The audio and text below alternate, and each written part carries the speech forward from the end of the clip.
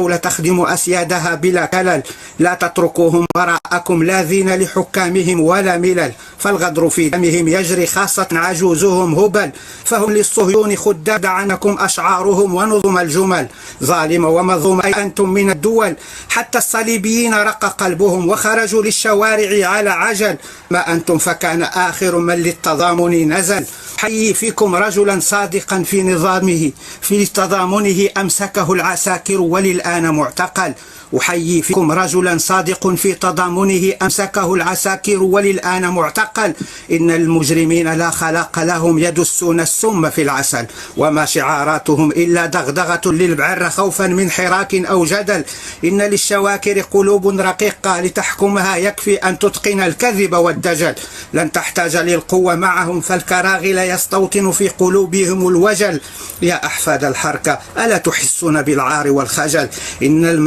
إن المغزى من قولي أن أنفذكم لعل أعماكم يبصر قصد القلب لا المقل، إن للشيطان قرين زرعوا واحدا في فلسطين وواحدا في الجزائر وهي خانعة وديعة كالحمل، يا من يقول تبالغ وأن هذا محال، ألم تروا السفينة كم فينا الغاز فيها سال، وهي في الطريق للصهيون يا سائلا هل الشك زال، إن من يجاورنا قوم بهت خبت ومرض عضال، لا يحسنون إلا النفاق والخداع تنقصهم الرجولة للقتال،